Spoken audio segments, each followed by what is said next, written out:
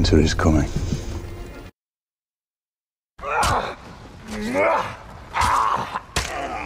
Putain, crève!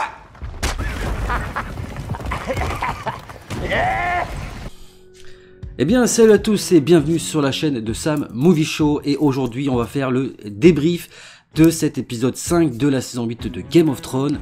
Un épisode qui bien entendu divise les fans et à juste titre, on va y revenir tout au long de cette vidéo. Alors je fais cette vidéo un petit peu sur le tard parce que pour plusieurs raisons, mais la première étant que je voulais prendre un petit peu de recul avec l'épisode et ce que j'ai vu. Je voulais voir un petit peu les avis globaux de tout le monde pour essayer d'en tirer le positif et le négatif, et surtout pas forcément parler à chaud, parce que c'est vrai que bien souvent quand on fait des choses à chaud, on les fait mal. Alors je vais commencer bien évidemment par parler de Varys, la mort de Varys, auquel on s'attendait bien évidemment. Alors c'est vrai que ça m'a pris un petit peu de temps pour comprendre d'où venait la trahison de Varys, si ce n'est le fait qu'il ait mentionné dans l'épisode précédent qu'il pensait, et à juste titre on l'a vu dans cet épisode 5, que Daenerys pouvait potentiellement être un danger qu'il fallait commencer à penser à éliminer. Alors j'ai pas tout de suite compris au début de l'épisode qu'il voulait empoisonner Daenerys. Moi j'ai surtout pensé qu'il avait peur qu'elle se nourrisse pas et qu'elle défaille parce que elle restait bloquée sur elle-même, dans la tristesse, etc. Et ça m'a pris vraiment du temps pour comprendre que quand Varys discute avec cette petite gamine, en fait il discute du fait de la nourrir pour potentiellement l'empoisonner avec la nourriture qu'il veut lui donner. J'ai compris ça après avoir regardé l'épisode et notamment après avoir vu quelques critiques. Et la question que l'on pourrait se poser, c'est surtout comment les autres savent en fait qu'il essaie de l'empoisonner. Comment, que ce soit Daenerys, Tyrion ou même Jon, peuvent savoir que Varys essaye d'empoisonner Daenerys. La seule chose qui peut concrètement faire basculer les choses pour Varys, c'est le fait que dans l'épisode 4, il est vraiment mentionné à Tyrion que Daenerys était un danger dont il fallait vraiment en prendre conscience. Mais c'est surtout les dialogues qu'il a également avec Jon, où il explique entre parenthèses que bon, ça serait peut-être plus à toi d'être sur le trône, car tu es plus légitime déjà de base, et en plus de ça, tu ferais peut-être un meilleur souverain que la Khaleesi. Donc tout ça mis en place fait que la mort de Varys évidemment était attendue. La manière dont il est exécuté, ça on s'y attendait fortement, vu que Daenerys avait déjà expliqué à Varys que si jamais il avait le malheur de la trahir, ça finirait comme ça pour lui. Et manque de bol, Varys est mort. Mais ce qu'on devrait retenir de la mort de Varys, c'est l'inutilité de sa mort, et se rendre compte par la suite à quel point il avait raison. Varys est mort pour rien. Mais dans les faits, bien évidemment, nous en tant que spectateurs, on ne pouvait pas forcément s'y attendre. Et puis tous les protagonistes à ce moment-là qui exécutent Varys ne pouvaient pas penser non plus que Varys avait raison. Je parle surtout pour Jon et Tyrion, bien évidemment, parce que Daenerys, je pense que dans sa tête à ce moment-là, elle sait déjà dans sa tête ce qu'elle envisage de faire à Port-Réal. D'ailleurs, je pense que clairement, quand par la suite, des personnages comme Tyrion ou Jon voient ce que va faire Daenerys, tout ça, à mon avis, ça doit remonter dans leur tête et ils doivent se dire putain, mais on est vraiment con en fait. Alors, je vais parler bien évidemment de tout l'arc de Daenerys en fin de vidéo. Là je voudrais vraiment me concentrer sur le reste, notamment le fameux Clegane Ball qui est enfin arrivé. Alors on l'aura attendu, mais il y a quand même quelque chose qui, après réflexion, me pose des questions. C'est la façon dont la montagne en fait déserte son poste de protecteur de la reine. Il n'hésite pas d'ailleurs à tuer Qyburn, je sais plus, enfin, vous voyez très bien de qui je parle. Il explose en 30 secondes, et tout ça pourquoi? Parce qu'il ordonne au final à la montagne de protéger la reine. C'est pourquoi d'ailleurs il a été mis en place depuis qu'il a été ressuscité par lui en plus. Donc là on a clairement la créature qui échappe à son maître. Voilà, Dr Frankenstein ne contrôle plus sa créature et il se fera tout simplement buter par lui. Et d'ailleurs la montagne il n'écoute même pas les ordres de Cersei elle-même, alors que c'est quelque chose qu'il a toujours fait jusqu'à présent. Alors on pourrait se dire, au final, ouais, la montagne est face à son frère, donc Osef des ordres quoi. Il n'y a que lui qui compte et tout le reste on s'en balance. C'est-à-dire que tout ce qui a été mis en place au niveau même de la logique des ordres donnés à la montagne qu'il a toujours suivi, là, bizarrement, à cet instant-là, quand il voit son frère, il bascule. Alors on pourrait se poser la question, pourquoi? Pourquoi à ce moment-là et pas à un autre moment? Étant donné que ça, c'est quelque chose qu'on a déjà vu dans la saison précédente.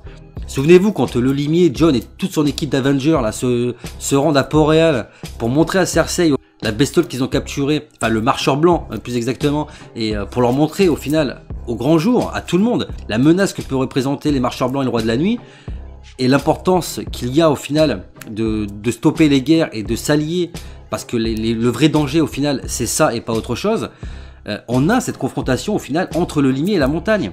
Le limier et la montagne qui s'affrontent. Alors pourquoi ils se sont pas battus à ce moment-là? Parce que concrètement, si la montagne, à partir du moment où il voit son frère, il bascule et tout ce qu'il y a autour, il s'en fout, ben pourquoi il a pas attaqué à ce moment-là? Alors c'est pas une critique en soi, hein, c'est juste un constat, je me dis, ouais, bon, peut-être que c'est juste, voilà, dans le scénario c'était écrit comme ça, la montagne et le limier ne devaient pas s'affronter tout de suite, et puis tant pis. Ce qu'on a vu là, au final, c'était juste un avant-goût de ce qui allait se passer dans l'épisode 5. Et j'ai pas été déçu, parce que franchement, visuellement déjà, c'est sublime. D'ailleurs je pense que le mot qui me revient le plus en tête quand je pense à l'épisode 5, c'est la poésie, poétique, enfin tout ce qui tourne autour de ça. Parce que dans tout ce qu'on va voir dans cet épisode, c'est poétique. C'est alors dans le bon sens du terme comme dans le mauvais, mais c'est poétique. Et cette image là qu'on l'on voit d'ailleurs, je pense que ça c'est quelque chose que tout le monde va se souvenir, où on voit le limier et la montagne filmés un petit peu en contrebas, et on voit au-dessus d'eux le dragon de Daenerys qui passe en crachant du feu. Cette scène là, elle était mais magnifique. D'ailleurs je pense qu'on peut très clairement féliciter le directeur de la photographie, tous ceux qui ont géré les effets spéciaux, les pyrotechnies, etc. dans cet épisode, parce que franchement on en a pris plein la gueule dans cet épisode. C'était vraiment exceptionnel à regarder. Je crois que j'ai jamais autant vibré pour une série que pour Game of Thrones, et surtout pour cette saison 8. Je pense qu'il n'y a aucune autre série qui m'a apporté ce que, en termes d'émotion et d'impact, ce que m'apporte Game of Thrones au jour d'aujourd'hui. C'est la raison pour laquelle ça me met hors de moi ceux qui bâchent et qui critiquent cette série, surtout notamment la saison 8, mais j'y reviendrai un petit peu par la suite.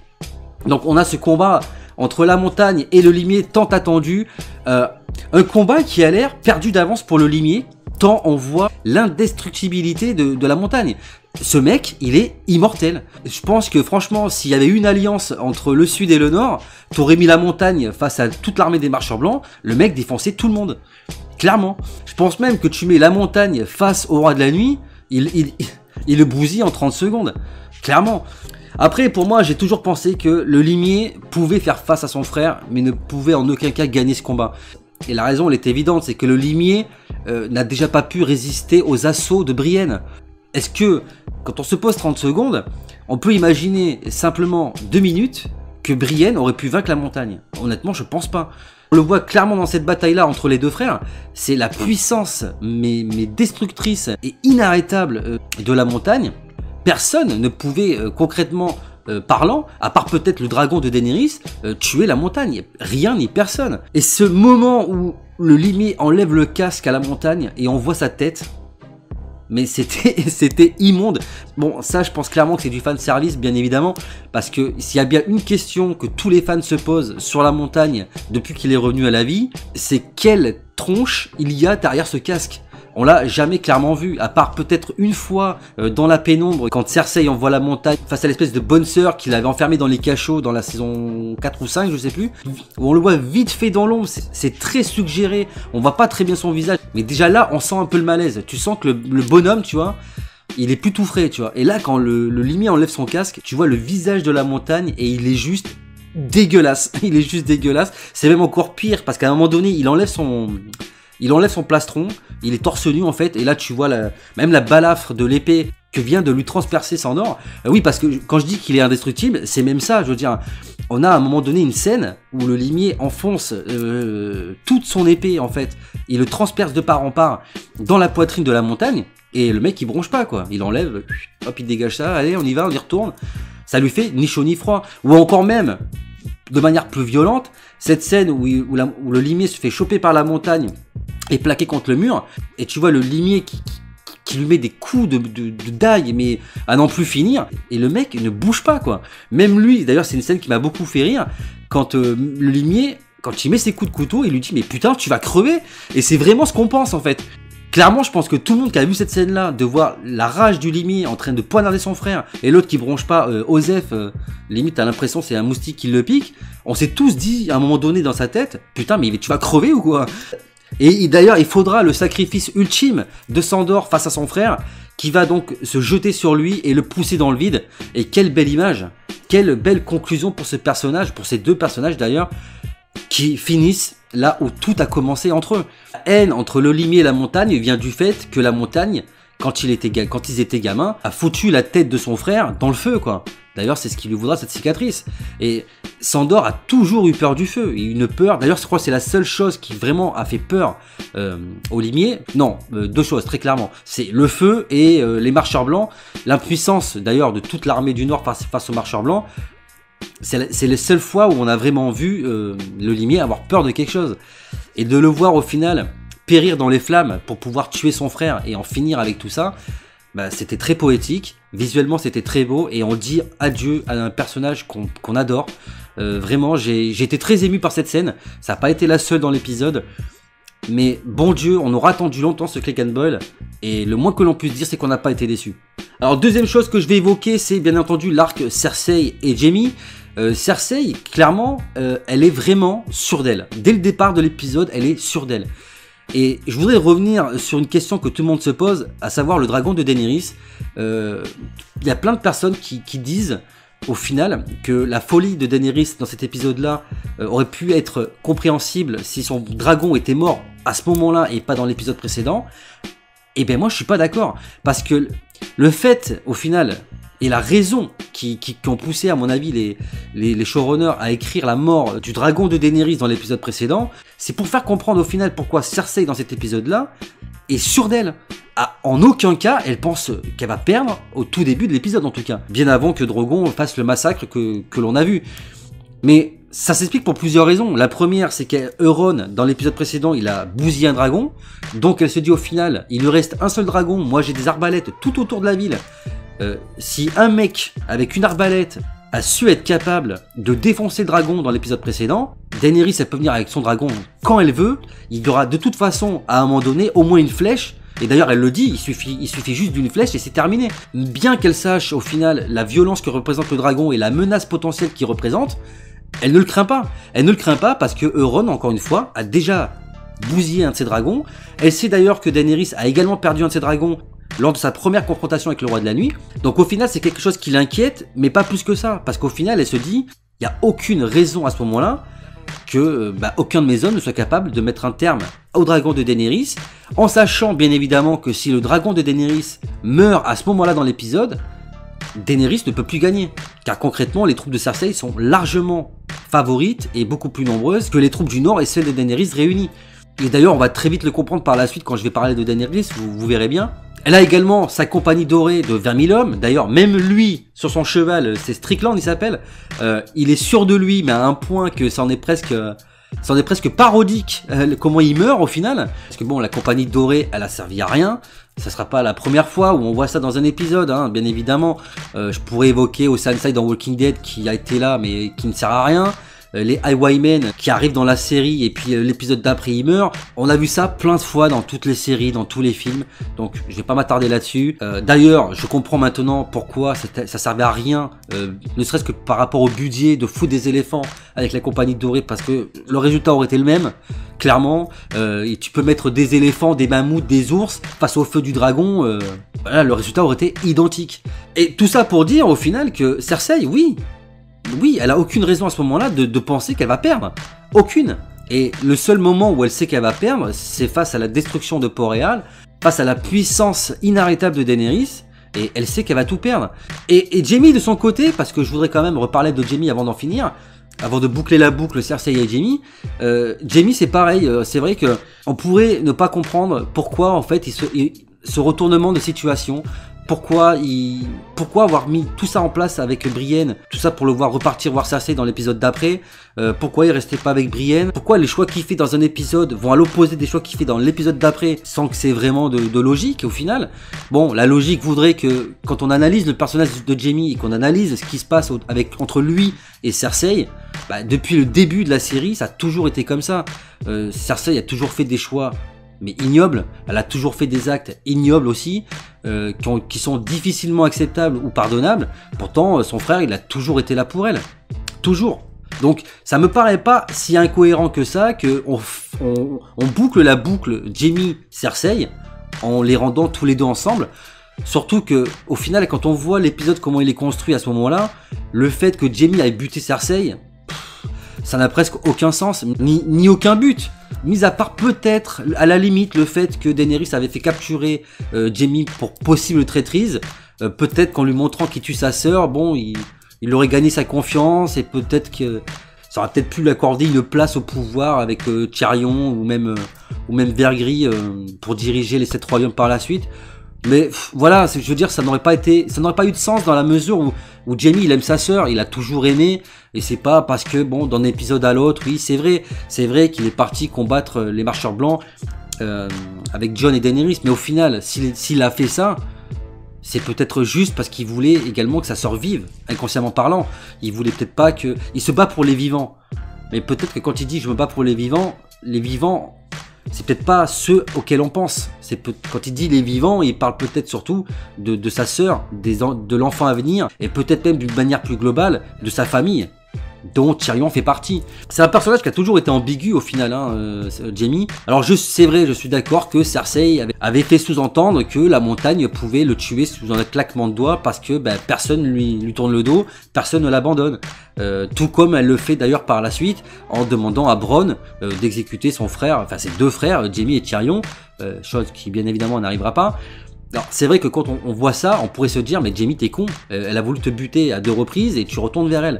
Ben oui, mais au final, soyez francs, vous et moi, quand tu es amoureux de quelqu'un, t'es aveuglé par l'amour. Quand tu es vraiment très amoureux de quelqu'un, tu vois pas tout ça en fait. Tu ne vois que l'amour que tu portes à la personne.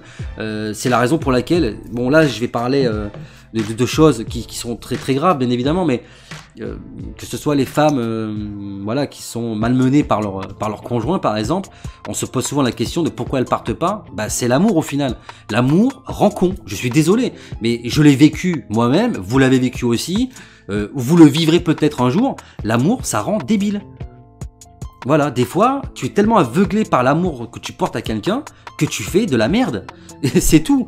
Et parce que, bien évidemment, Jaime aurait très bien pu rester avec Brienne dans le Nord. Et puis, Cersei aurait eu une mort peut-être plus méritante que ce qu'elle devait avoir, à savoir mourir, mais mourir seule. C'est peut-être ça le drame dans tout ça, c'est que cette femme-là, Cersei, devait mourir seule. Elle le méritait. Peut-être qu'elle ne méritait pas, au final, de mourir dans les bras de son frère, de mourir en recevant de l'amour une dernière fois. Mais voilà, je veux pas qu'on se méprenne par rapport à ça, parce que malheureusement, Cersei, elle a fait ce qu'elle a fait tout au long de cette série. Elle a commis des actes immondes.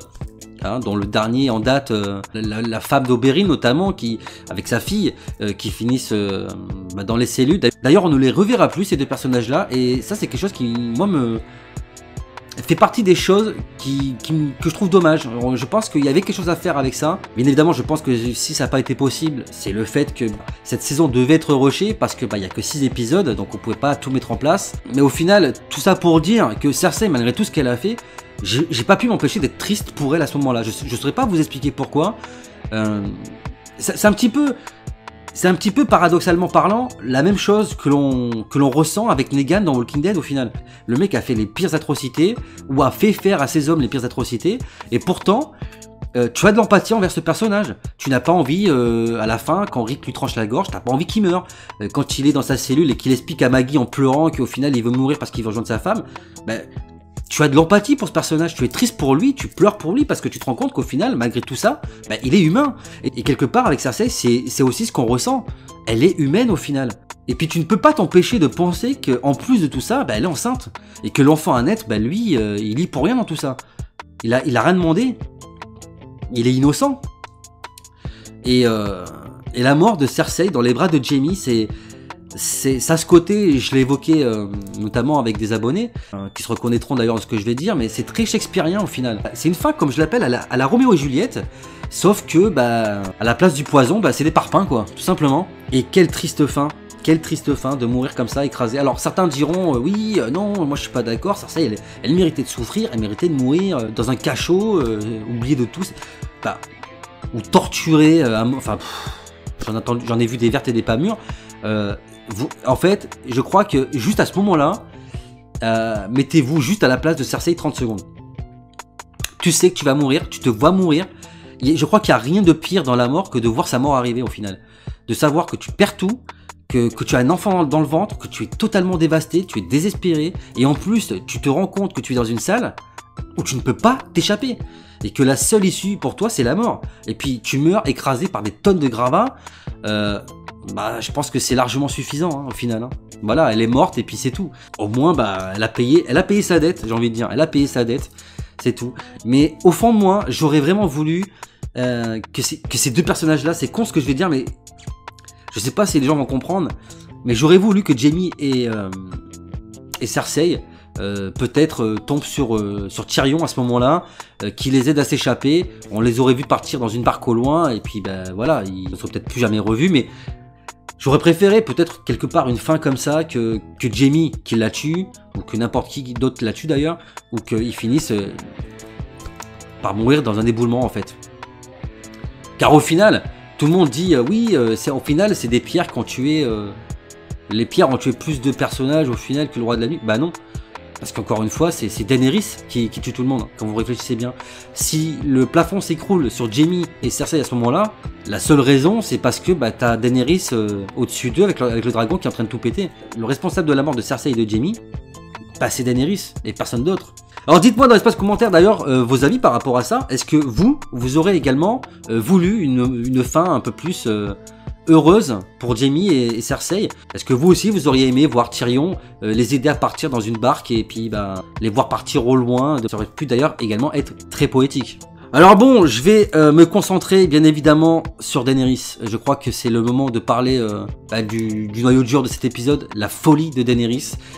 J'étais énervé quand j'ai vu ça parce que je comprenais pas. Je comprenais pas pourquoi Daenerys a fait ce qu'elle a fait dans cet épisode. Je comprenais pas. Le côté Mad Queen, c'est quelque chose dont je vous parle depuis quasiment le début de cette saison 8. Parce que plus les épisodes avançaient au final, et plus je sentais que les choses ne tournaient plus dans le sens de Daenerys.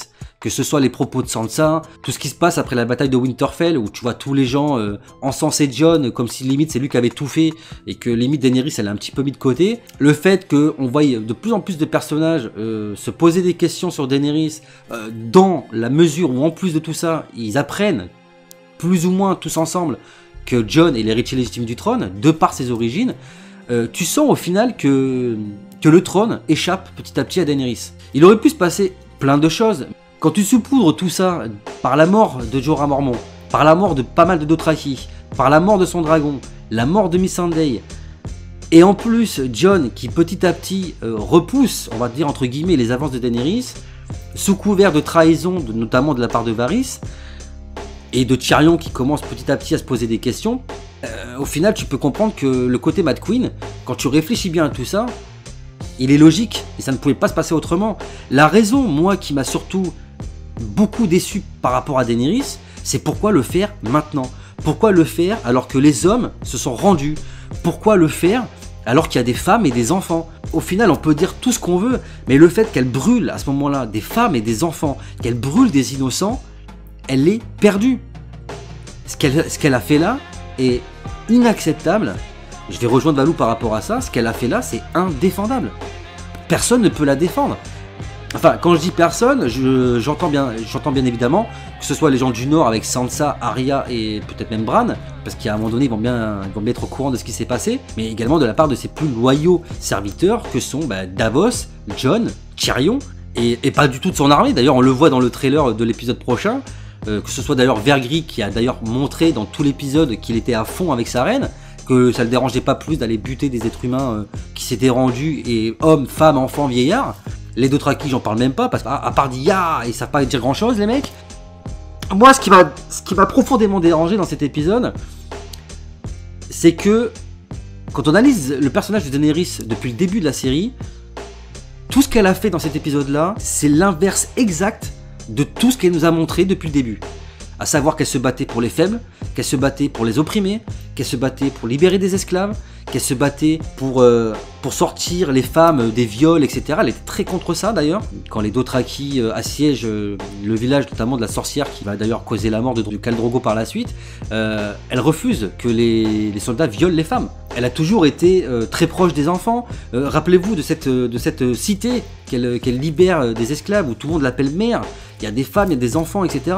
Moi, qu'elle attaque le donjon rouge à ce moment-là, c'est vraiment ce que j'ai... D'ailleurs, si vous avez vu ma vidéo réaction, c'est ce que je pense à ce moment-là qu'elle va faire. Pour moi, Daenerys va attaquer le donjon rouge, et pas autre chose. À aucun moment, je me suis dit, elle va cramer tout le monde. Parce que ça n'a pas de sens. Mais bizarrement, ça n'a pas de sens. mais ça en a en fait. C'est là tout le paradoxe de cet épisode.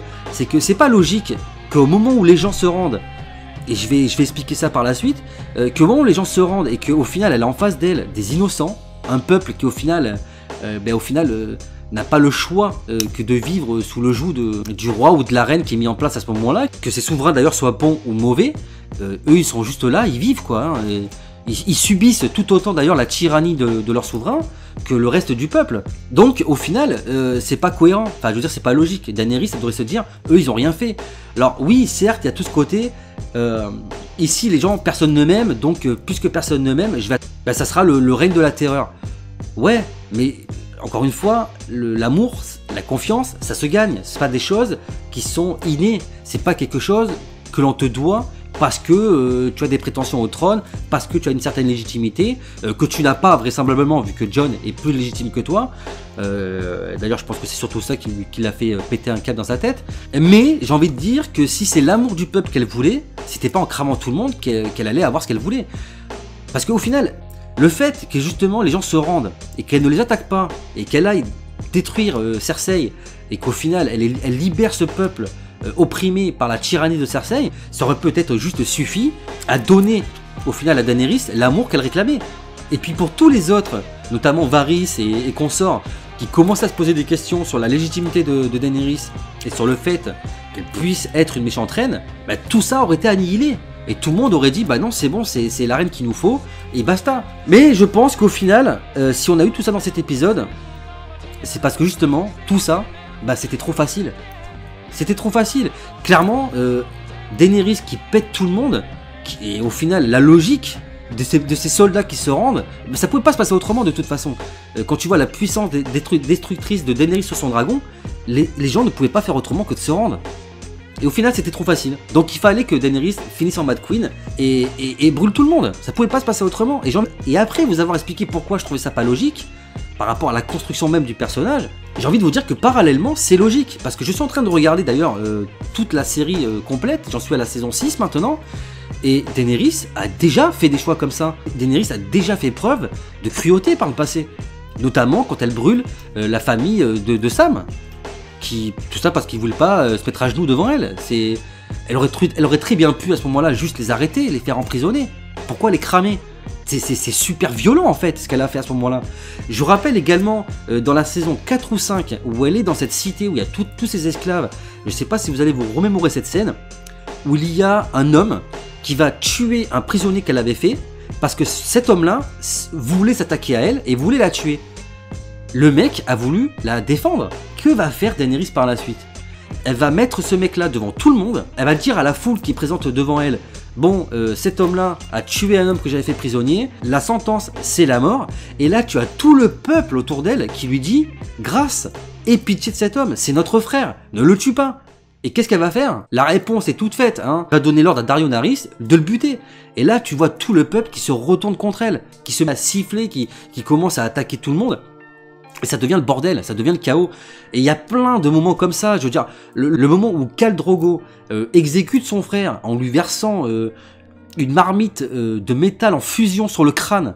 Bah, vous imaginez la mort horrible qu'a subi son frère. Regardez bien le visage de Daenerys, hein. Elle bronche pas, hein. Elle est là, elle regarde en mode tiens, je vais reprendre des olives. Non mais c'est con ce que je dis, mais elle s'en bat les couilles royales, c'est quand même son frère.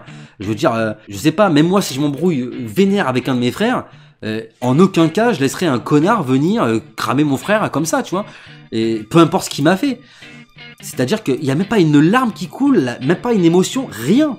Donc au final, quand je réfléchis à tout ça, même si devant la scène que j'ai vue, j'ai été choqué, que je comprenais pas, j'étais énervé et tout, quand tu te poses, que tu réfléchis à tout ça, tu te dis que bah au final non, c'est logique, hein.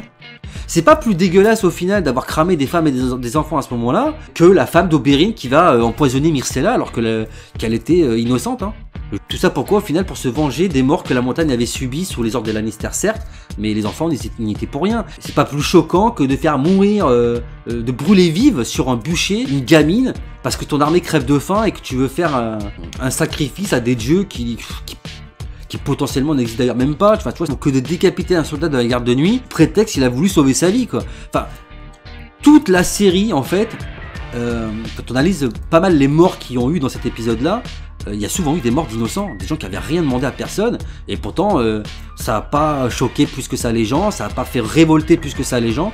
Donc je vois pas pourquoi là, subitement, à King's Landing, le massacre d'un peuple certes innocent devrait subitement étonner les foules, subitement tout remettre en question, parce qu'au final, je suis désolé, mais depuis le début de la série, les Lannister et son peuple sont des pourritures, clairement. Mais comme on est dans Game of Thrones et que rien ne va se finir convenablement, bah ça aura forcément un impact par la suite, surtout que la problématique dans tout ce que fait Daenerys, qu'elle fait ça aveuglément. C'est-à-dire qu'elle se rend même pas compte qu'au sol, bah, il y a ses hommes à elle. Il y a Arya, et d'ailleurs je pense que je vais finir cet épisode avec Arya. Arya qui on le voit tout le long de l'épisode, qui essaye de sauver des gens, qui essaye de se sauver elle-même, et qui au final n'y arrive pas. Elle essaye de sauver tout le long de l'épisode une mère qui en plus de ça l'avait sauvée précédemment. La scène où on voit d'ailleurs Arya qui court avec la femme et l'enfant, la mère qui tombe, qui lui dit pars avec ma fille, la fille qui s'échappe des mains d'Arya pour courir vers sa mère, et tout ça avec Drogon qui arrive en arrière-plan vers eux.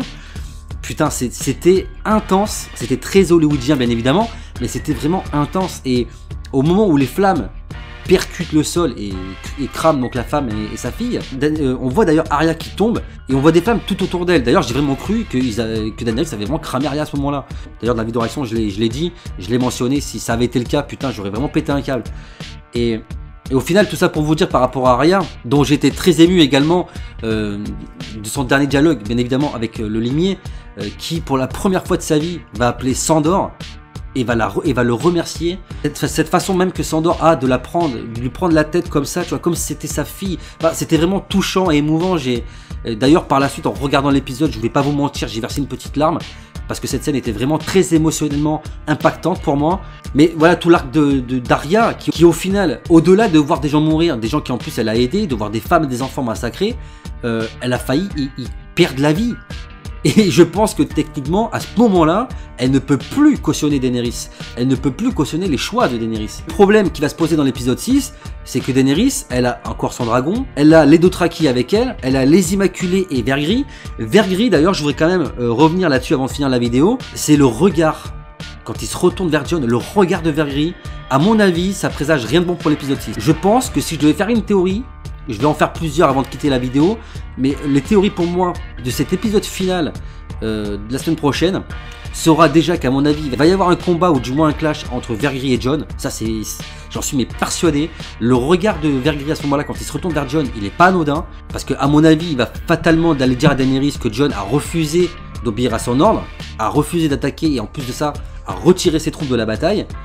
En même temps, est-ce qu'il avait vraiment le choix? Elle est en train de tout cramer. Il pouvait potentiellement tout s'y passer s'il y restait.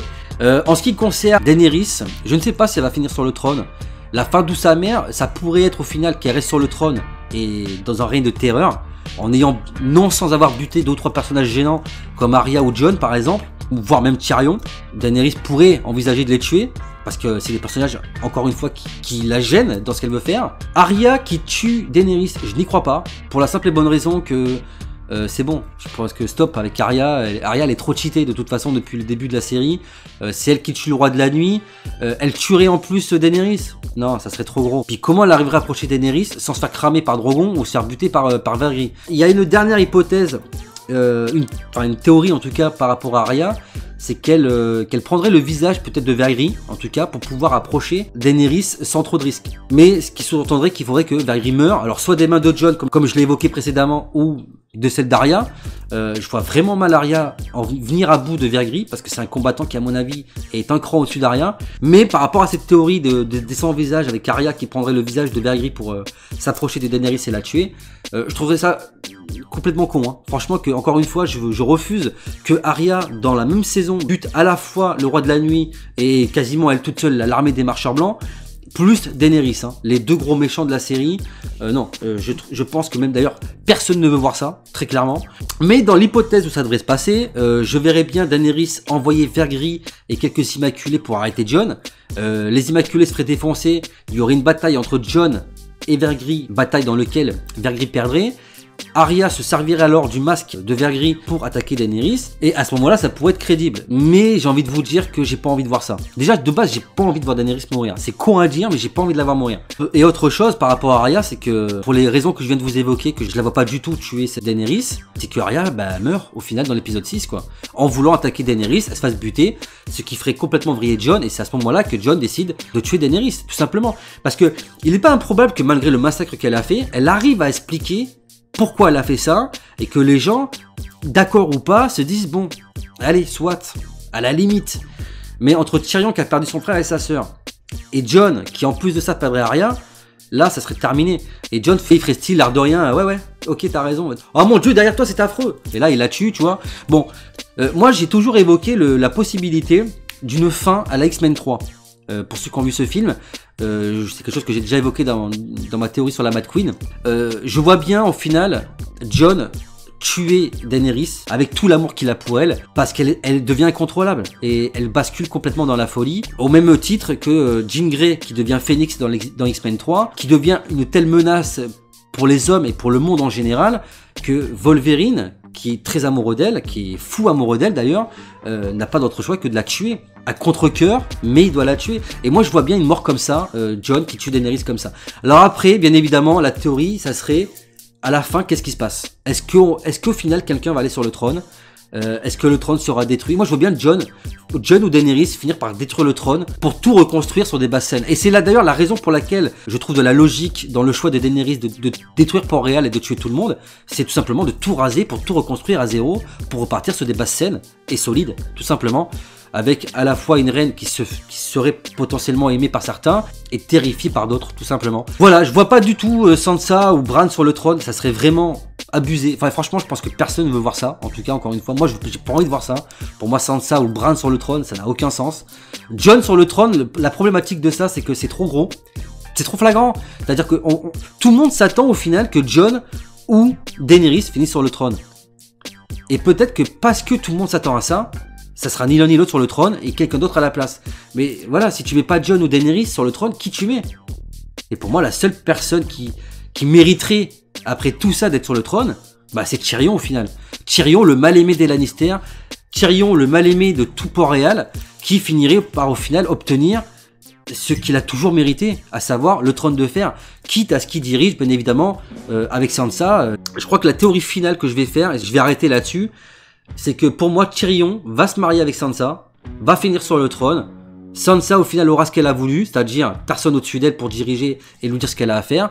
Surtout que Sansa peut potentiellement être une bonne reine-mère, j'ai envie de dire, et Tyrion pourrait être un souverain totalement juste et légitime sur le trône.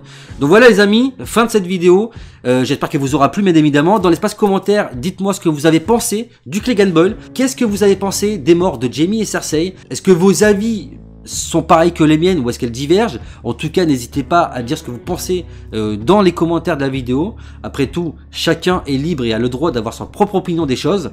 Donc, encore une fois, n'hésitez pas à parler, je serai très curieux de vous lire et de vous répondre. Qu'est-ce que vous pensez du choix de Daenerys dans cet épisode? Est-ce que vous avez été déçus? Est-ce que vous trouvez ça logique? Ou est-ce que vous trouvez ça au contraire inadmissible? Qui voyez-vous sur le trône et quelles sont vos théories pour l'épisode 6 et le final de cette saison 8 et qui bouclera au final la fin de cette série que l'on aime tant. Donc voilà les amis, tout ce que j'avais à dire, la vidéo est à présent terminée, merci de l'avoir regardé jusqu'au bout. Si la vidéo vous a plu, bien évidemment n'oubliez pas de vous abonner à la chaîne si ce n'est pas déjà fait, partagez, likez les vidéos, c'est très important pour le référencement et pour le soutien de la chaîne. Donc si vous voulez me soutenir, encore une fois, lâchez votre plus gros pouce bleu sur cette vidéo s'il vous plaît. Parallèlement, vous pouvez bien entendu parler de la chaîne autour de vous pour la faire connaître et que l'on puisse atteindre cette barre tant convoitée, j'ai envie de dire, des 1000 abonnés sur la chaîne. Vous pouvez me suivre sur tous les réseaux sociaux qui seront disponibles dans la description de la vidéo. N'hésitez pas encore une fois à m'ajouter, je parle et réponds en général à tout le monde. Je suis quelqu'un bien évidemment de très accessible, en tout cas profitez-en parce que peut-être qu'un jour ce ne sera pas le cas. Et oui, on ne sait jamais ce qui peut se passer par la suite, hein. Peut-être que je peux atteindre la barre des 1 million d'abonnés et devenir tellement populaire que je n'aurai plus le temps de répondre à tout le monde. Ce qui en soi pour l'instant est très loin d'être le cas, hein, bien évidemment. Et je vous rappelle bien entendu de ne pas oublier d'actionner la cloche des notifications pour ne rater aucune prochaine sortie vidéo et live sur la chaîne. D'ailleurs pour finir les amis, je pense qu'il y aura un live qui sera sûrement fait sûrement vendredi ou samedi. Donc voilà les amis, je vous dis à très bientôt pour de prochaines vidéos sur la chaîne. D'ici là portez-vous bien, prenez soin de vous et des autres, à la prochaine, big up.